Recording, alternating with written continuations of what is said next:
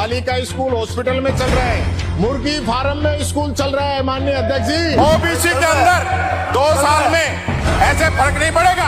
Mic बंद करते हो बार बार। ओबीसी के अंदर 2 साल में कितने बच्चों ने स्कॉलरशिप अप्लाई की और कितने बच्चों की दी? जवाब दिलवाओ। और नहीं दे रहा तो बात करेगा।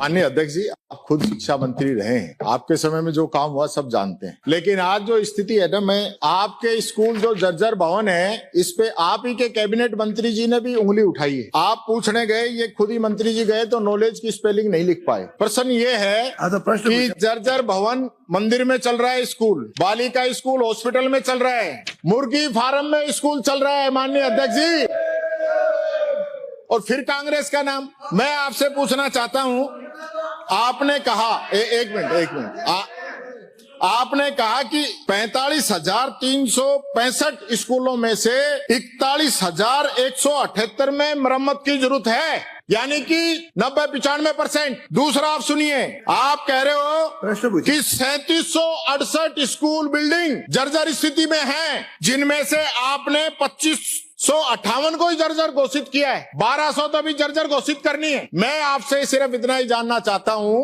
कि 41,178 जो स्कूल हैं, इनमें से आपने कितनों में कितना बजट सैंक्शन किया है? और अभी जो वैकल्पिक व्यवस्था आपने की है, 5-5, 10-10 किलोमीटर दूर बच्चों को भेज रहे हो, आप दूर भेज रहे हो तो उनके लिए परिवहन की व्यवस्था कराइए या आप बिल्डिंग बनवाइए। कोई एक काम तो आप करोगे। ये कैसे हो सकता है कि बिल्डिंग तो जर्जर घोषित कर दी और नई बिल्डिंग नहीं बना रहे, बच्चों को 10-10 किलोमीटर दूर भेज रहे हो, यानी बिल्डिंग नहीं बना सकते, ट्रांसफर कर सकते हो जनवरी के महीने में, यानी ट्रांसफर की लग रही है आपको। उत्तर आने दें। बच्चों का सिलेबस पूरा नहीं हुआ। माननीय अध्यक्ष जी, ट्रांसफर पे ध्यान है, बिल्डिंगों पे ध्यान नहीं। बिल्डिंगों से संबंधित है। प्रश्न का उत्तर आने। बिल्डिंग अगर गिरती है तो टीचर की जिम्मेदारी है या इंजीनियरों की जिम्मेदारी है? उन बेचारे टीचर्स को सस्पेंड करके बैठा दिया और इंजीनियर पे कोई कार्रवाई नहीं हुई। बिल्डिंग के साथ जुड़ा प्रश्न है माननीय मंत्री जी। माननीय अध्यक्ष जी, देखिए, ये पहली बात तो वैसे ही जवाब नहीं आ रहा है, जवाब तो वैसे ही नहीं आ रहा, जवाब तो जैसे पिछले का भी नहीं आया जवाब। मेरा इतना बगा रहे हैं, ऐसे तथ्य रखो, बहुत बढ़िया, जनता देख रही है आप लोगों को। गुस्सा का प्रश्न है, बार बार इस प्रकार से रोकना टोकना नेता प्रतिपक्ष को।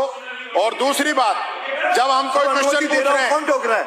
जब यहाँ सवाल जवाब हो रहे हैं, अब मैं बोल रहा हूं तो आप ये देखो, मैं बोल रहा हूं जो संसदीय मंत्री खड़े हो रहे हैं, आप खड़े हो तो मैं बैठ जाता हूं, आप बोल लो, आप चर्चा हो, सार्थक जवाब आए, आप तुलना करो, हमें कोई एतराज नहीं है, हमारी सरकार की तुलना करो, पर अपनी भी 2.25 साल की कुछ तो बताओ। कोई जवाब ही नहीं है। ये पंडित जी देखो खड़े हो गए, ये देखो पंडित जी, मंत्री खड़े हो रहे हैं, अरे बैठो, मंत्री खड़े हो रहे हैं। लोगों का क्वेश्चन है तो मैं पूछ लेता हूं। माननीय मंत्री जी ने कही कि हमने नवंबर तक के पेंशन भेज दिए। नवंबर तक की जो पेंशन भेजी है वो नवंबर महीने की है या इससे पहले महीनों की भी है? 1 नंबर, और उसके बाद भी दिसंबर आपकी खत्म हो गई, कल जनवरी भी खत्म हो जाएगी। माननीय अध्यक्ष जी, निवेदन ये है। और नवंबर का भी आपने जो पूरा भेजा है वो 1100 करोड़ में से मात्र 900 करोड़ ही भेजा है, उसमें भी लगभग 20% पैसा उसमें भी बाकी है। ये बेचारे गरीब लोग हैं, हम कोई गलत कह रहे हैं कि आप खुद अपनी बातों में ही पकड़ में आ रहे हो। दूसरा, मेरा पहला तो इसका जवाब दे दो और दूसरा इसका दे दो, ओबीसी के कितने बच्चों ने स्कॉलरशिप के लिए अप्लाई किया 2 साल में और कितनों को दे दी, कितनों को पेंडिंग? बस अध्यक्ष जी, निवेदन ये है, सारा यूट्यूब जो पिछले बजट में 20 लाख कनेक्शन की घोषणा हुई, उनमें से बाड़मेर में कितने कनेक्शन होने थे और उसमें से कितने हो गए, मात्र ये पूछ रहा हूं। सभ्यता का ही परिचय दे रहा हूं। यहाँ सदन में हर बार अध्यक्ष जी आपको डांट लगाते हैं और आप भविष्य में उसको सही करने की हाँ भरते हैं, फिर उसकी पालना नहीं करते हैं। इससे अच्छी सभ्यता मैंने तो कहीं देखी नहीं साहब। मैं आग्रह करता हूं डांट। जब मामला पर्ची के माध्यम से यहाँ उठ गया, अध्यक्ष जी ने परमिशन दे दी, उसके बाद में आप कौन से नियम लेके आए हो? सबसे पहली बात।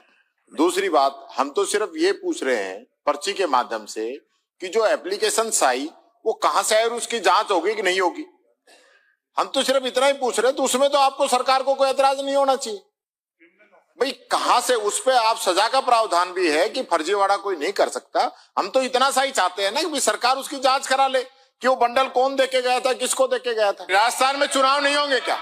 राजस्थान में चुनाव नहीं होंगे क्या? राजस्थान का पंचायत राज के चुनाव राजस्थान के अंदर, राजस्थान और हम चुनावी प्रक्रिया नहीं उठा रहे, हम तो ये पूछ रहे हैं कि वो बंडल कहाँ से आया है, सरकार उसकी जांच कराएगी। हम तो ये चाहते हैं सरकार उसकी जांच कराएगी। बंडल आपके द्वारा बंडल है, ऑफिस कोई बंडल नहीं आया, ये आपके कोई बंडल क्या नहीं गृह है, राज्य सब मंत्री है आपके मैडम बंडल साहब, है। जांच का आदेश आप करो, समझा ही नहीं सकते। जांच कराओ, जांच। कोई विषय वो नहीं कर बंडल सकते। कौन देके गया है, आप जांच कराइए। कार्रवाई जैसे चुनाव हैं, यहाँ भी तो हो रहे हैं, पंचायत राज नगर निकाय के होने हैं, तो हम उस पर चर्चा कर लेंगे, उसमें क्या दिक्कत है। इस विषय से हाँ, माननीय अध्यक्ष जी, मैं हमारे मकराना से आने वाले माननीय सदस्य के द्वारा जो पर्ची के माध्यम से विषय उठाया, उसमें सत्ता पक्ष को ऐतराज है। मैं समझता हूँ ऐतराज नहीं होना चाहिए, लेकिन फिर भी क्योंकि हम नियम प्रक्रियाओं का सम्मान करते हैं, मैं आपसे एक अनुरोध करूंगा कि 9 दिसंबर को जिस प्रकार से लोकसभा में चर्चा हुई है अभी निर्वाचन सुधारों पे, तो उस प्रकार से आप हमें कोई व्यक्त दे दीजिए, आधे घंटे की चर्चा उस पर हो जाए, हम तो उस पर बात अपने रख देंगे, हमें तो अपनी बात ही कहनी है, यही निवेदन है।